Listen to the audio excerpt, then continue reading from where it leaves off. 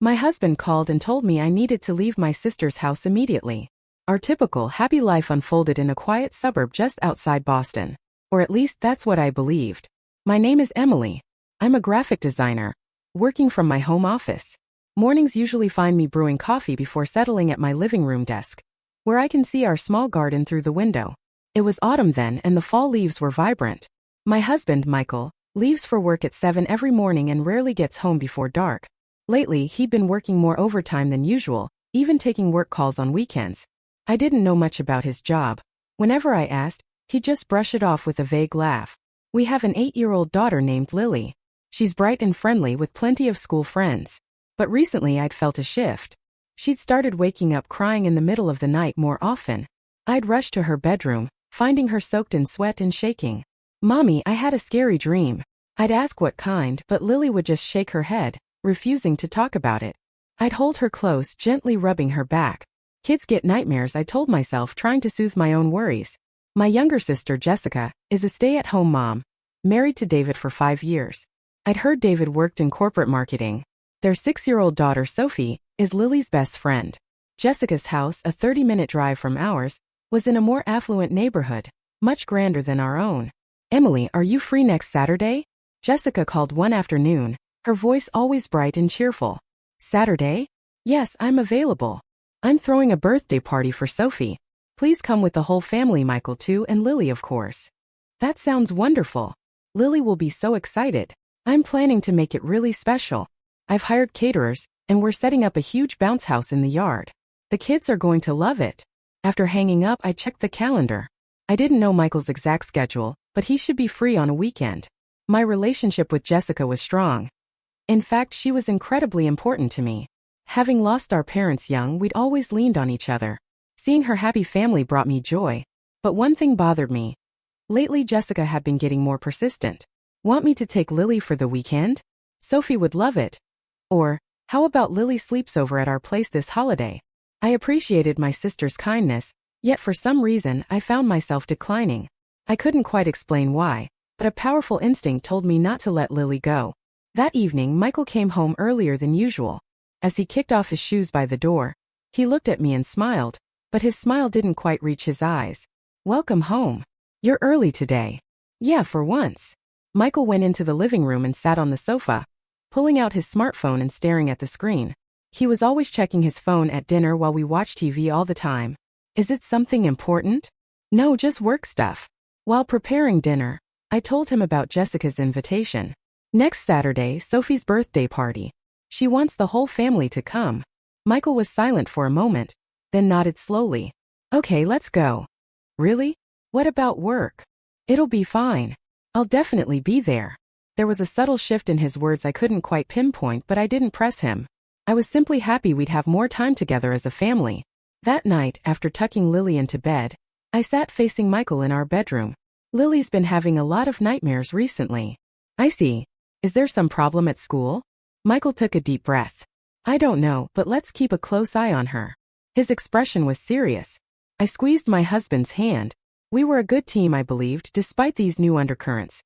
Friday afternoon, I was at the mall, choosing a present for Sophie. I finally chose a large pink plush toy and a set of storybooks. Lily was with me, watching excitedly as they wrapped the gift. "Will Sophie like it?" "I'm sure she will," I said, patting my daughter's head. "Tomorrow's going to be a fun party." Lily smiled, but her smile seemed a bit brittle. I noticed but didn't push it. Kids have their ups and downs, I rationalized. When we got home, Michael was already in the kitchen. It was unusually early for him to be back. He was brewing coffee, lost in thought as he gazed out the window. "You're home early again today?" "Yeah." Michael turned to look at me. "Tomorrow, I should be able to spend the whole day with the family." "Really?" "I promise." His promise felt genuine, yet beneath it, I sensed a heavy weight on his shoulders. I kissed his cheek and showed him the present. "Isn't it cute?"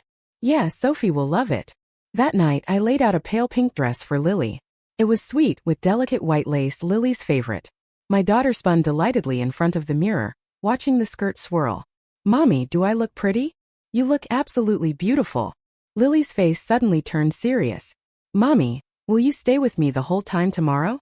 "Of course. I'm not going anywhere." "Promise." "Promise." I hugged my daughter. Lily's small frame seemed to tremble slightly in my embrace, but I attributed it to excitement. Saturday morning was sunny and clear. Autumn sunlight streamed through the windows, filling our home with a golden glow.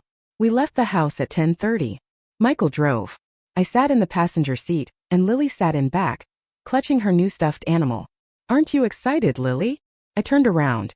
Lily nodded slightly, but her small face was unusually tense. "Are you okay? Do you feel sick?" "No, I'm fine." Michael was watching Lily through the rearview mirror. His eyes were kind, but there was an underlying intensity, as if searching for something unseen. "Daddy and Mommy are both here, so you don't have to worry about anything." "Okay." The car drove down the highway and eventually entered the affluent neighborhood where Jessica lived. Imposing homes with perfectly manicured lawns lined the streets.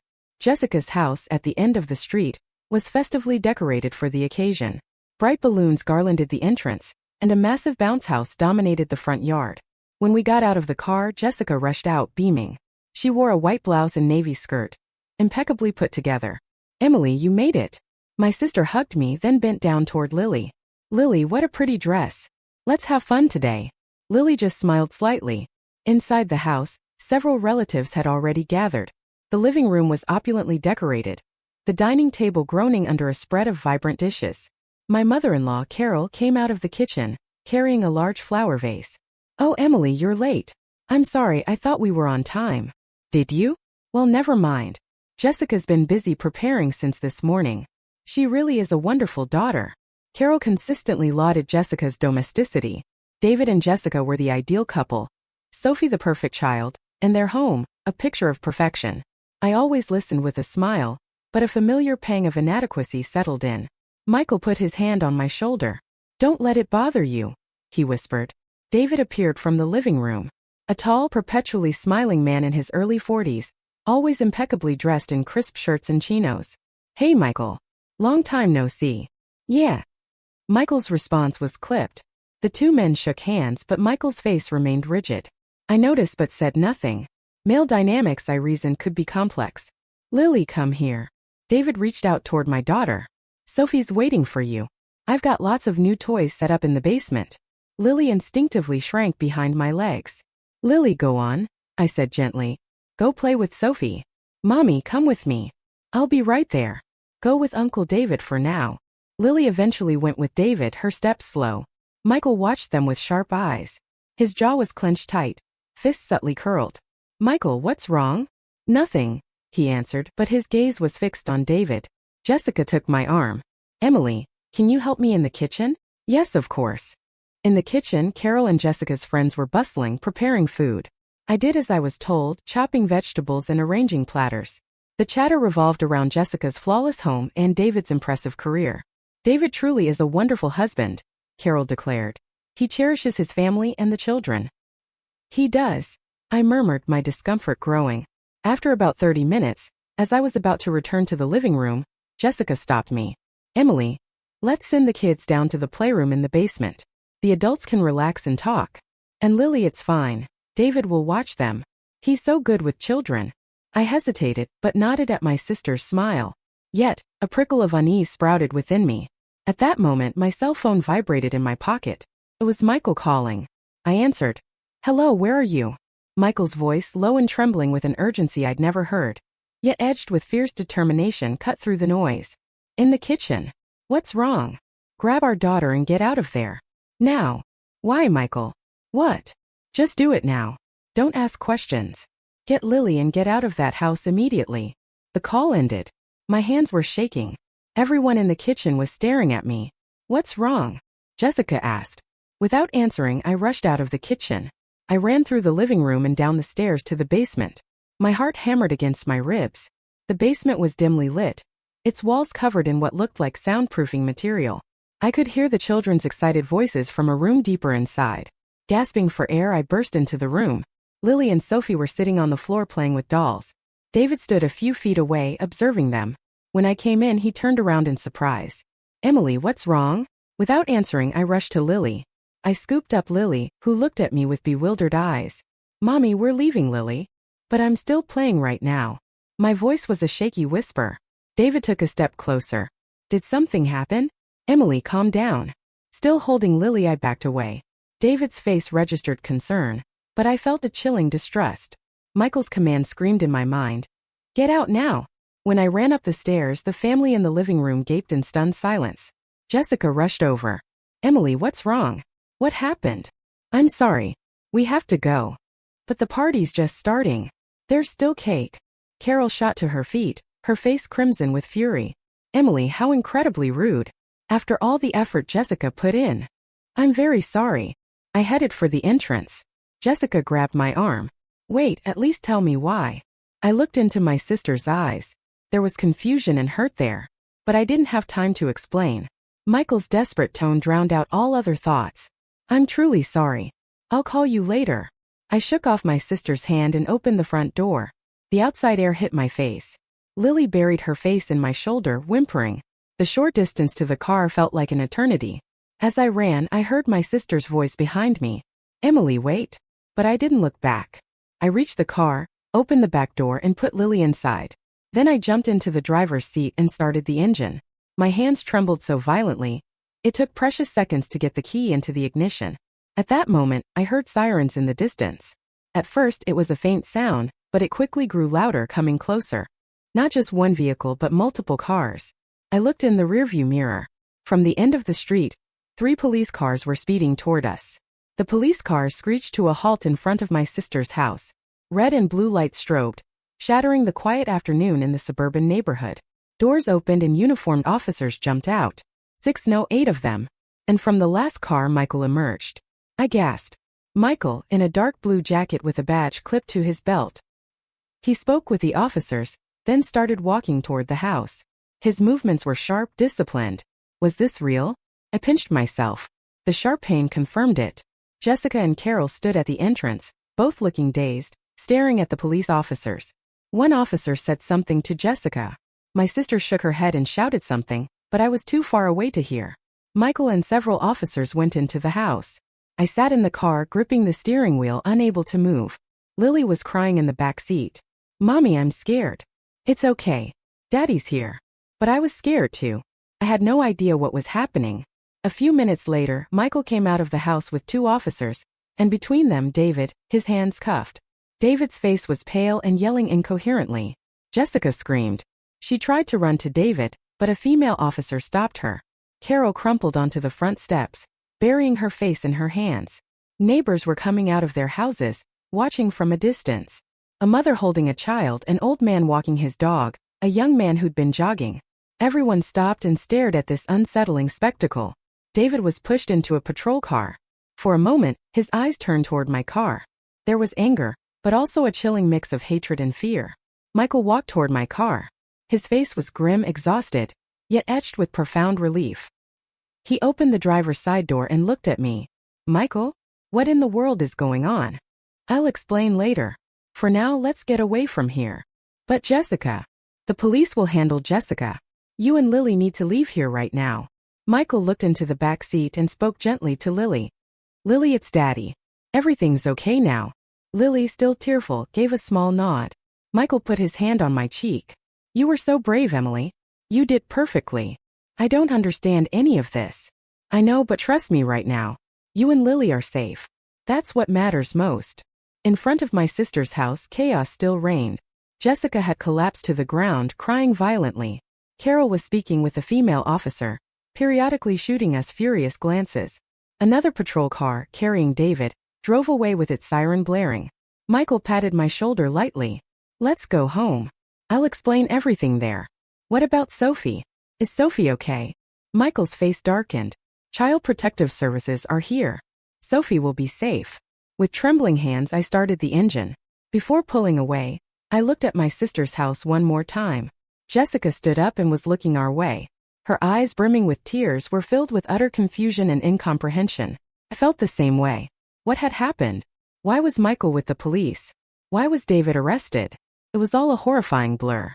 But one thing was certain. Michael had saved us, saved our daughter, and the truth, I knew, had to be far more sinister than I could possibly comprehend. The car left the quiet suburban neighborhood and reached the main road. In the rearview mirror, I could see my sister's house growing smaller.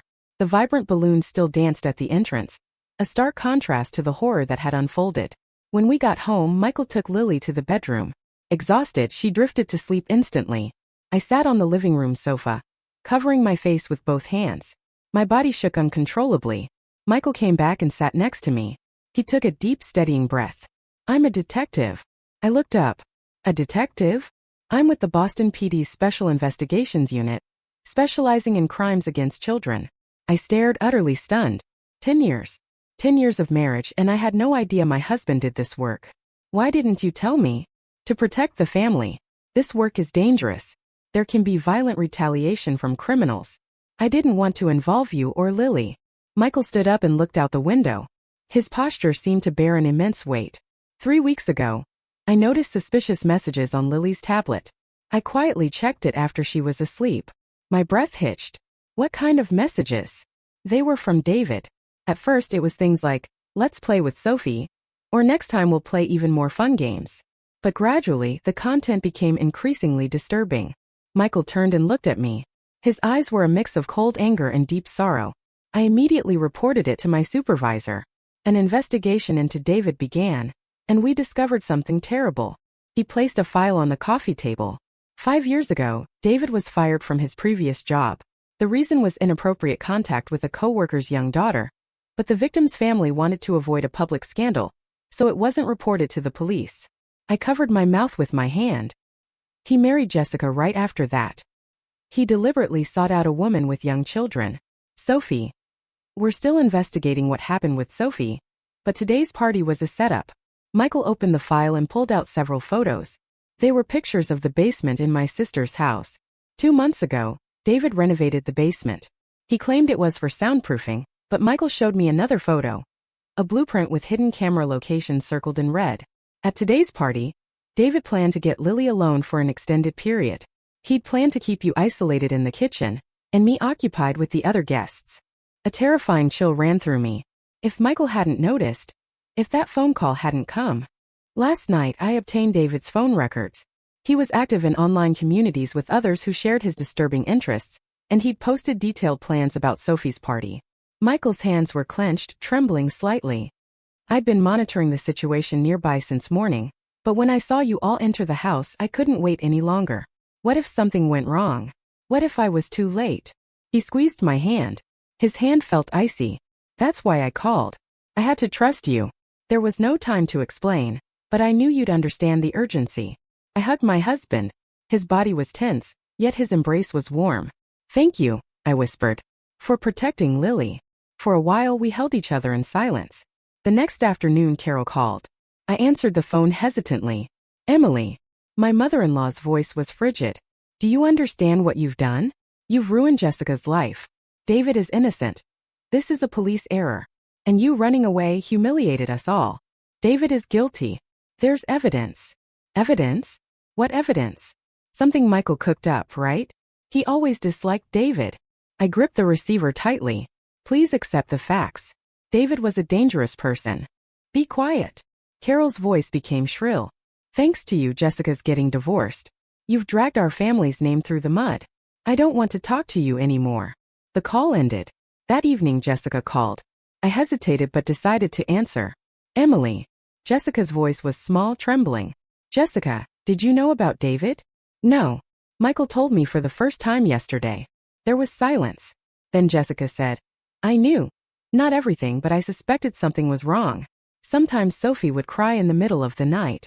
She'd say she didn't want to go into David's room at night. But Jessica's voice broke off. I could tell she was crying. I turned a blind eye. I wanted the illusion of the perfect family. Mom and everyone lauded us, so I pushed away my doubts. Tears filled my eyes too. Jessica, it's not your fault. No, it is. My sister cried out. It's all my fault. As a mother, I failed to protect my own daughter, and then I blamed you. Yesterday with Mom I criticized you. It's okay now, Emily. I'm sorry. I'm so sorry.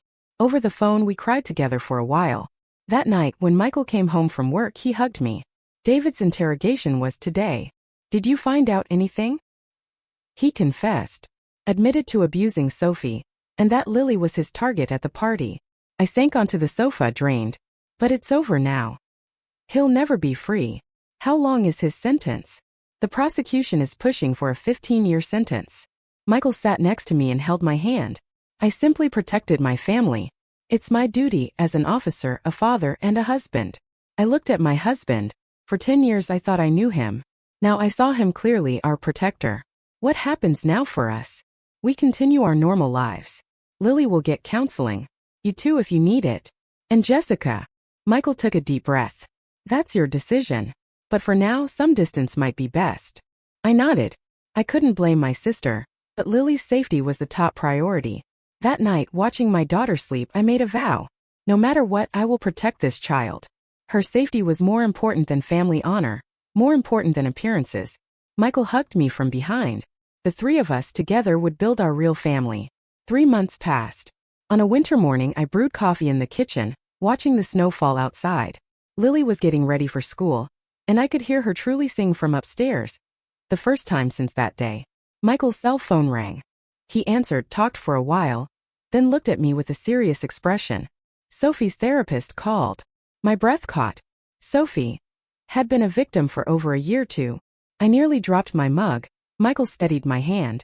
Didn't Jessica know? She might have, but the truth was too painful to face. That afternoon Jessica called. Her voice was shattered. Emily, I'm the worst mother in the world. Jessica. Sophie told me everything. For over a year, that poor child endured it alone. She couldn't tell me because she thought I'd protect him. My sister cried violently. I'm sorry. You were right. You and Michael saved Sophie too. I couldn't say anything. I just listened to my sister sob, my own eyes welling up. 2 weeks later, David's sentence was handed down, 15 years. Michael attended the trial and reported back when he got home. David maintained his innocence until the very end. What about Jessica? The divorce is finalized. She's moved back to her parents' house. I hadn't heard from Carol, but Jessica mentioned our mother-in-law was struggling, shattered by the revelation that her perfect family was an elaborate lie she couldn't see through. One day, a letter arrived from Carol. I held the envelope but didn't open it. Michael said gently, "You don't have to read it. Read it when you're ready." I put the letter in a drawer. Spring came.